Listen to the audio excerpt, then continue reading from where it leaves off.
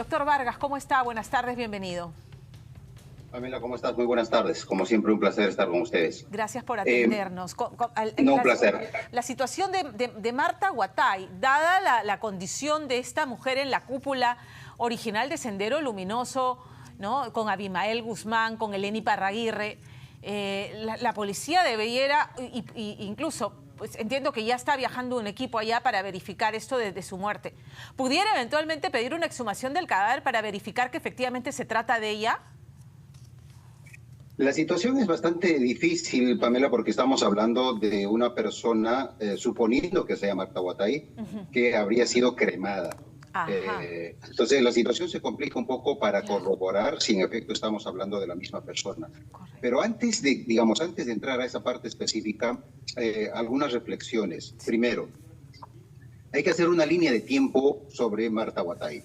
En efecto, como tú bien has recordado, Marta Huatay formó parte del Comité Central, de la cúpula del Partido Comunista del Perú, Sendero Luminoso. Es decir, estaba en la línea de sucesión de los mandos principales. Si Abimael Guzmán moría antes de su captura, le seguía Eleni Iparraguirre, y en esa línea de sucesión estaba Marta Huatay. Es decir, estamos hablando de un cuadro absolutamente importante, miembro del Comité Central de este grupo terrorista.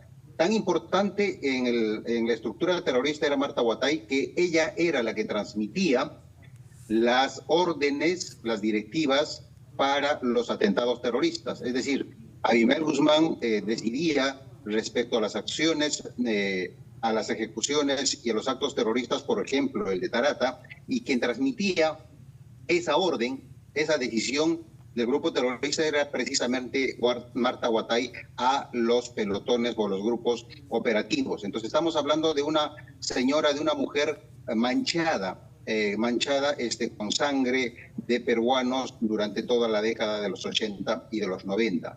Ahora bien, Marta Huatay fue capturada el 92, un mes después de la caída de Abimael Guzmán, y fue sentenciada a 25 años de cárcel. Salió el 2017, en septiembre del 2017, por pena cumplida. Es decir, cumplió su pena que le impuso la justicia y salió en libertad. Hasta ahí, digamos, todo bien. Sin embargo, en el juicio que se le hace a el terrorista Feliciano la involucra a Marta Huatay como responsable directa en la transmisión de las órdenes para atentar, para colocar los coches bomba en la calle Tarata de Miraflores. Y a partir de esa información dada por Feliciano, que también formó parte del Comité Central, es que la Procuraduría denuncia a Marta Huatay por ese hecho específico, por el atentado en la calle Tarata. Estamos hablando del 2017, ¿ok? 2017. Y resulta que el pedido de la Fiscalía para la prisión preventiva, es decir, para la captura de Marta Huatay, recién se hizo 6 años después de la denuncia de la Procuraduría. El pedido de prisión preventiva se solicitó el 2023, en febrero del 2023, este año. Entonces estamos hablando de 6 años de tiempo suficiente, por supuesto, para que Marta Huatay planificara su salida del Perú, si es que esa denuncia de la Procuraduría iba a seguir su curso. Acá la primera pregunta, si me permites, es ¿qué es lo que ha pasado con la Fiscalía para que durmiera 6 años una denuncia por uno de los atentados terroristas más graves que hemos sufrido acá en Lima contra una de las terroristas más peligrosas de Sendero Luminoso? No es posible que se haya dormido una denuncia de este calibre durante 6 años y se haya ordenado la captura después de la muerte, literalmente después de la muerte de Marta Huatay. Entonces acá creo que necesitamos una explicación de parte del Ministerio Público, especialmente de la Fiscalía que estuvo a cargo de tramitar esta denuncia de la Procuraduría, porque no es posible que hayan pasado 6 años para que recién se solicite la prisión preventiva. A ver, la señora Huatay cumplió su condena, correcto, sale en libertad, correcto. Se inicia un nuevo proceso. ¿Cuáles son los protocolos en estos casos? Yo no sé si una vez que alguien cumplió su condena, pero siendo una terrorista no arrepentida, pero ya cumplió su deber social, ¿no? Cumplió su condena. ¿Cuáles son los protocolos?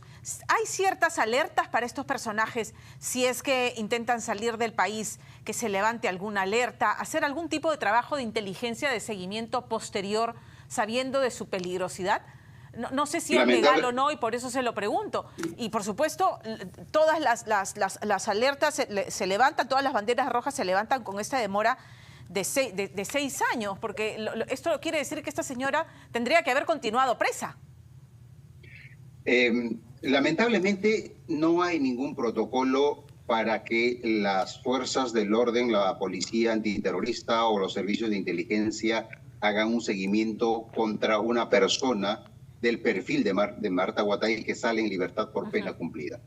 Es más, si recordamos recientemente el Tribunal Constitucional, este Tribunal Constitucional emitió una sentencia obligatoria del Tribunal Constitucional, que es máxima instancia constitucional, resocializando a los terroristas que salen por pena cumplida de manera automática. Es decir, para el Tribunal Constitucional, un terrorista que salió por pena cumplida recobra inmediatamente sus derechos civiles y políticos. Es decir, podría ser candidato a cualquier cargo de elección, podría volver a la administración pública con absoluta normalidad. Ese es el criterio, lamentablemente, del Tribunal Constitucional en su última sentencia. Entonces, en la situación de los terroristas que salen en libertad por pena cumplida es como la de cualquier otro interno o de cualquier otro delincuente que ha salido, entre comillas, pagando su condena. Hace sentido, doctor, hace sentido porque,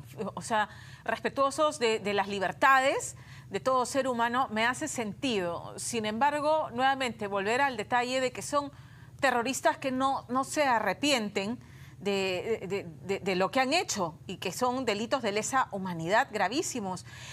Hay jurisprudencia en otro sentido, en otros países del mundo que nos puedan servir como ejemplo, o en todas las democracias del mundo se asume así: cumplió su deuda con la sociedad, cumplió su condena y no hay más, y se puede reinsertar con todos los derechos plenos socialmente.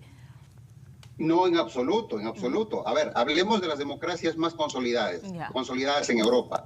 En España, cuando un terrorista está purgando condena y cumple las penas, sale por pena cumplida, tiene que estar sometido a un proceso de adaptación, de resocialización, y tiene que, de manera expresa, rechazar la violencia terrorista, rechazar al grupo terrorista y hacer un deslinde absolutamente claro bajo responsabilidad penal de lo que ha significado su paso su paso por pertenencia a un grupo terrorista o por la comisión de una acción terrorista. Situación similar también ocurre en Alemania y en general en la Unión Europea. Los terroristas tienen un procedimiento especial de resocialización o de reinserción social. No se les trata como corresponde, como si se trataran de delincuentes comunes. Son absolutamente estrictos. Lamentablemente, acá en Perú el Tribunal Constitucional se olvidó de 20 o más años de guerra criminal que nos declaró el grupo terrorista y que inclusive hasta ahora en el BRAE siguen asesinando a policías y militares, y lamentablemente a criterio de los miembros del Tribunal Constitucional, los terroristas que purgaron condena salen absolutamente rehabilitados y como que si estuvieran volviendo a nacer. ¿No es acaso la verdad que es absolutamente indignante e incomprensible que ese haya sido el criterio del Tribunal Constitucional, sabiendo que todavía tenemos al Movadef como un brazo político del grupo terrorista, sabiendo que tenemos todavía cuadros del Movadef que están activando en términos políticos, y eso lo hemos visto en los últimos actos de violencia en el marco de las protestas o de la crisis política. Entonces, el terrorismo todavía está con nosotros, y lamentablemente para el Tribunal Constitucional y algunos magistrados del Poder Judicial que han investigado, por ejemplo, los casos del Movadef, los realizan con criterios como si se tratara de una organización criminal común cualquiera, y se olvidan de lo que significó un grupo terrorista como el Partido Comunista de Perú, Sendero Luminoso. Gracias por esa respuesta, porque es esclarecedora, y yo, sin ser abogado, siempre, así como le pido a los jueces que actúen con criterio de conciencia, también con criterio de sentido de realidad, ¿no? O sea, se legisla en función de la realidad de cada país. Así es. Y lo ha descrito perfectamente. Entonces, ya este viaje que va a hacer este equipo, entiendo, hay un equipo que está viajando para verificar las circunstancias en que se produjo la muerte y la documentación que hubiera sobre el tema. A ver, ¿hasta dónde pudiera avanzar? Porque la sospecha siempre nos va a quedar así, que haya sido algo, simplemente una fachada, y permitir la existencia de Marta Huatay como un motor de promoción de actividades terroristas. Pamela, hay que recordar un poco el llamado calendario del Partido Comunista del Perú. Como sabemos, los que estudiamos el fenómeno terrorista, especialmente del Partido Comunista del Perú, son bastante adictos, son bastante pegados a algunas fechas específicas que los conmemoran, que los recuerdan, etcétera, especialmente para mantener, entre comillas, vivo a algunas figuras o algunos cuadros del grupo terrorista. Entonces, por ejemplo, el 12 de septiembre es la fecha de captura de Abimael Guzmán. Correcto. Y el 12 de septiembre siempre es recordado en el calendario terrorista, en el calendario del Partido Comunista, con una serie de acciones del 92 hasta el 97, 98, inclusive se realizaban acciones terroristas bastante sangrientas. Pero en general, dentro de la lógica terrorista, el 12 de septiembre se reconoce y lo recuerdan y lo conmemoran. A mí me parece muy sospechoso que esté señalada como fecha del fallecimiento de Marta Huatay exactamente el 12 de septiembre. Eso me hace dudar. Eso me hace dudar, porque obviamente que están tratando de construir a una personaje en la lógica, en el perfil del grupo terrorista. Creo que es necesario investigar, en efecto, creo que es necesario realizar todas las investigaciones de campo para determinar con absoluta claridad si Marta Huatay está muerta o no. Y creo que también necesitamos que nuevamente, que el Ministerio Público nos explique por qué se demoraron 6 años para emitir la prisión preventiva que correspondía a una terror. O sea, a ver, tal vez suene duro lo que voy a decir, pero Marta Huatay, igual que Abimael Guzmán, debieron haber muerto en la cárcel, no en unas cómodas habitaciones en Argentina, y ahora pretenden decirnos que ha muerto justo el día en que fue capturado Abimael Guzmán Reynoso. Estoy segura que sí, efectivamente, son palabras duras. Nadie le puede desear la muerte a otra persona, pero en estas circunstancias en las que el Perú todavía sigue con las heridas abiertas sobre el tema de la insanidad terrorista, pues creo que nuestros televidentes lo acompañan en esa línea. Permítame pasar al tema de Sergio Tarache. Ha sido detenido y los operadores de justicia en el Perú se encuentran frente a la situación de que si se le expulsa, se le expulsaría a su país de origen, a Venezuela. Por otro lado, usted ayer interpeló al presidente colombiano, a Gustavo Petro, señalando que él se opondría a que los trámites de extradición sean lo más céleres posibles, y que incluso se opondría a que sea traído al Perú. ¿En qué basa su sospecha? A ver, Pamela, mi fuente de información es directa, son fuentes colombianas. Okay. ¿Ya? Son fuentes directas de Colombia. Lo que pasa, Pamela, hay que recordar un poquito dos cosas. Uno, que hay una larga tradición de cooperación, de amistad, de hermandad entre las policías de Perú y de Colombia. Y a mí me consta porque he sido invitado muchas veces por la policía colombiana para participar en diversos eventos. Y la relación de la policía colombiana con la peruana es de las más hermanadas y de las más cercanas de cualquier otra policía. La relación entre Perú y Colombia en términos de seguridad y en términos policiales es de las mejores.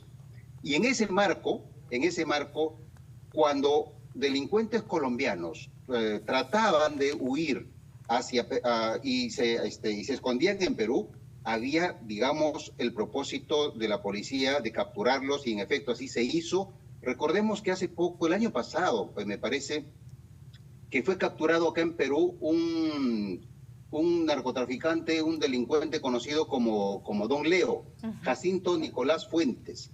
En su haber, este era el cabecilla de una organización criminal conocido como los Urabeños, y se le